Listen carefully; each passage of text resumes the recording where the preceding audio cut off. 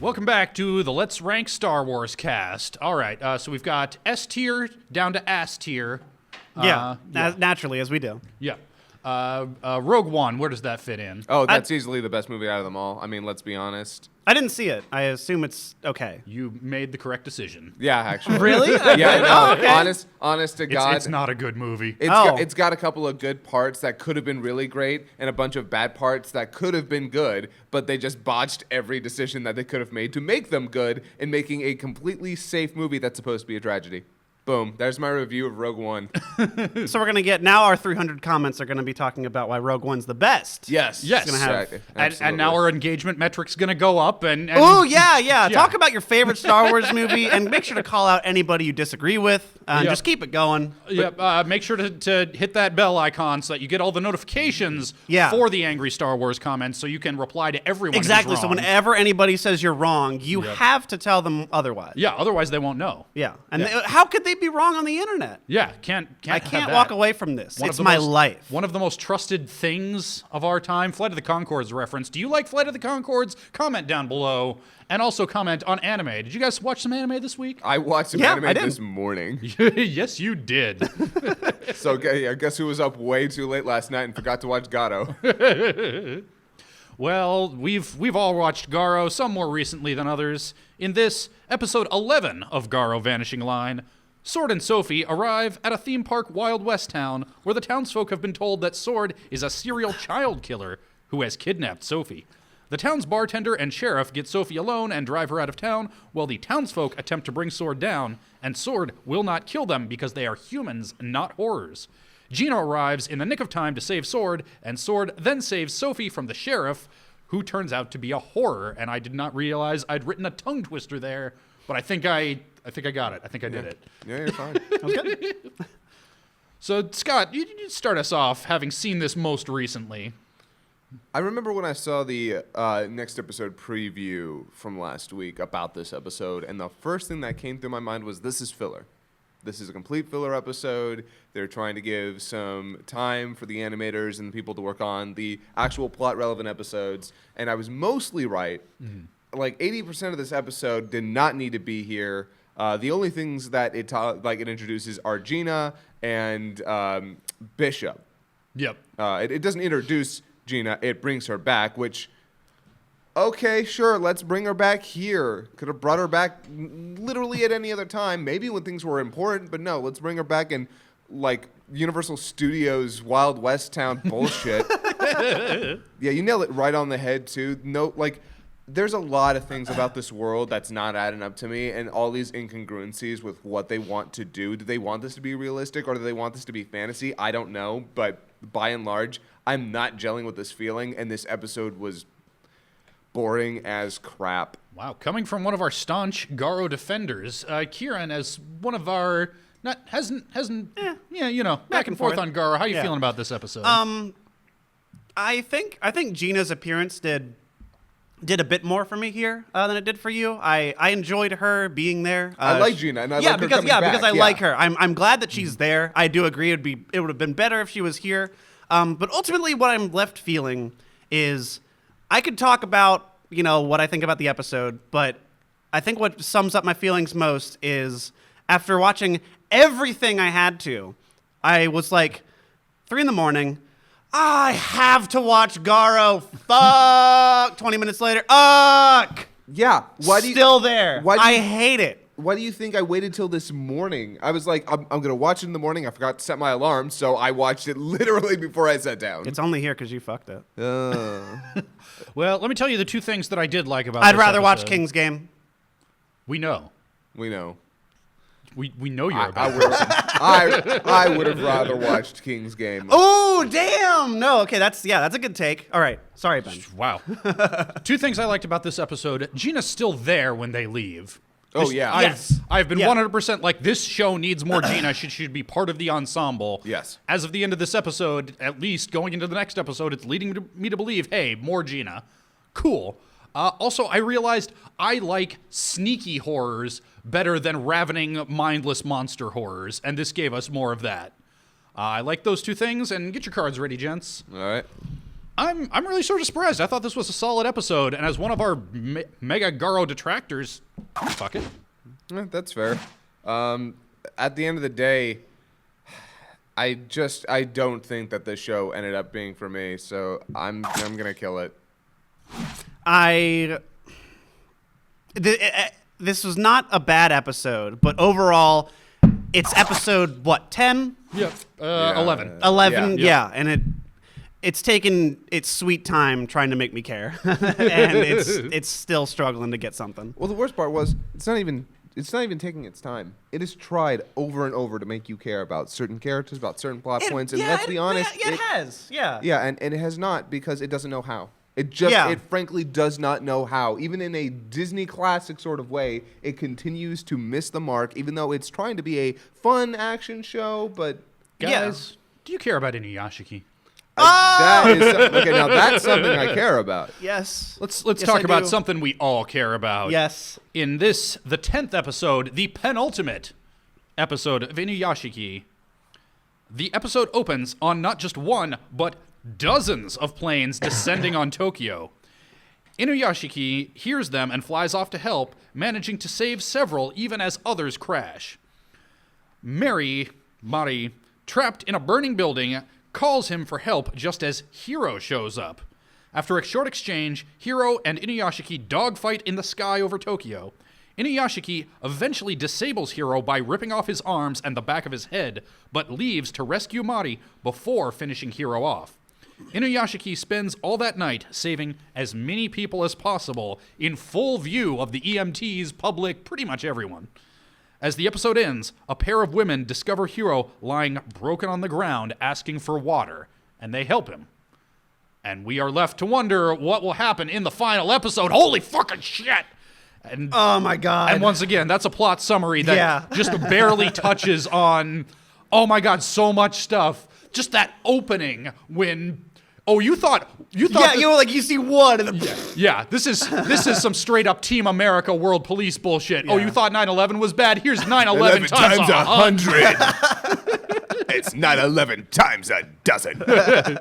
So normally, we try to do the compliment sandwich with the criticisms in the middle. I'm going to do it kind of the other way here because the CG was here in full force this episode, and it was very apparent. Yeah. I don't think it harmed the episode much at the end of the day, but it was noticeable during that big, camera swooping around, flying around Tokyo fight scene. Like, the textures were noticeably flat. It was... Yeah. I don't think there's any getting around that. It's just, they had whatever budget they had to work with, whatever time crunch they had to work with. Yeah. I think it was largely salvaged by good direction and fight choreography. Agreed. You can't have a scene like this in a show. It's not you cannot have a scene like this in a show and have it look as good as you'd want it to look. But as you said, whoever's the director for this is fantastic. Just so good because I could see all the CG in those environments and I was still like, this is awesome. Yeah, this in spite of everything that I would otherwise be against or oh my god, how can you like this? This looks atrocious. I feel you, but I love it. This is, oh man, because they put what they lacked in the CG. The art looked fantastic for the rest of this episode. Really, really solid. Yeah. Man, I don't know, man. This episode is probably one of my favorites I've seen this entire year. I was just bawling the whole time. It was awesome. I will say, I felt like the fake out with Mari was.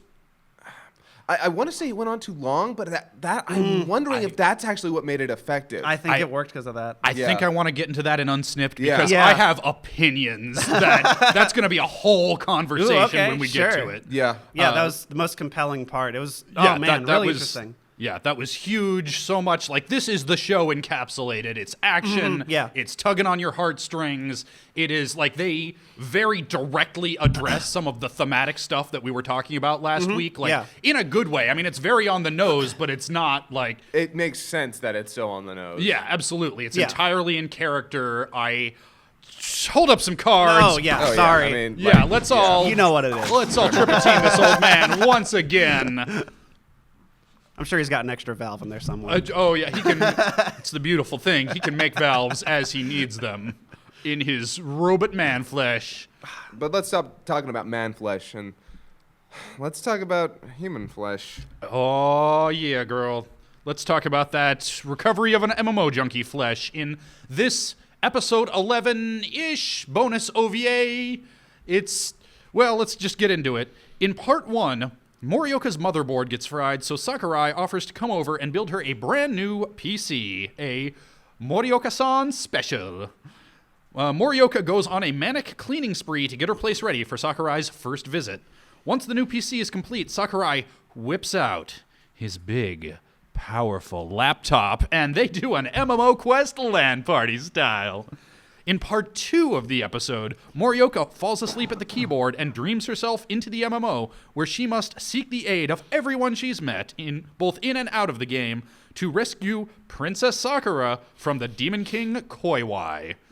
So yeah, this was basically 2 miniature episodes, 10-minute episodes back to back, one entirely out of game, one almost entirely, not quite in game, in this dream sequence. Yeah. I don't think either was really required viewing. You could, the story's done. This was a fun extra romp.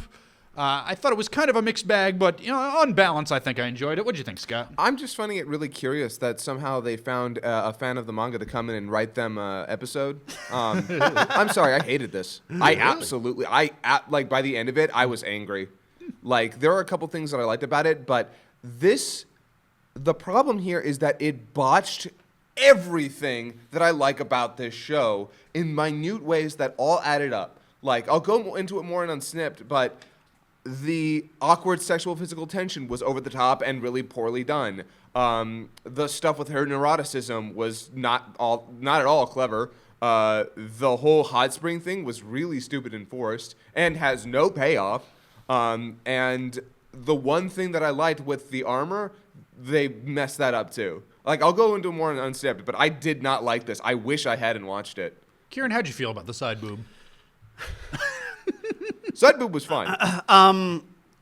Not as impassioned about it. It's okay. I didn't have really strong feelings one way or another for this. It was, I don't know. I see that fan vibe for it. It really, it's just there. It's treading the waters of the show I was scared it was gonna be, and that's yeah, exactly. I get where you're coming from with that, but I've already know these characters and already going with the mindset of this doesn't matter. I was able to enjoy it. That's pretty much where I sat on it, and I think I'll start us off. I'd go ahead and fuck this. It's definitely not required viewing, but the thing that I wanted, which was an arc with characters making progress, romance, all that stuff, I already got that. So I'm fine with just some extra fluff with some characters that I have a lot of affection for. Yeah. Yeah, I'm killing this. It's okay. The show is still safe. We loved the show, but I'm killing this episode because no, absolutely not. I definitely got more enjoyment, I think, out of it. This is getting dangerously close to the nerd culture that I don't like, that this is trying to highlight. All the really awkward shit, all the fan service is a bit more prominent here. He fell on top of her. That joke is not very, always... very played out, really dumb. Just and really lazy out stuff. Of place here. Yeah, in a place that has been so good about its physical contact as a point of no, this was just blatant, over the top, and it's indicative of everything that I hate about these shows. Yeah. Oh. Well, we can